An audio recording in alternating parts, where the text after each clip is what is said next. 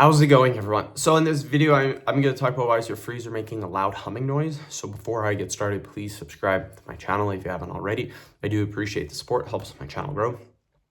This is because of your evaporator fan. Your evaporator fan basically keeps everything cool, it keeps air circulating, and it keeps the evaporator coils ventilated. Basically, if the evaporator fan is damaged, then what'll happen is you will hear a loud humming noise.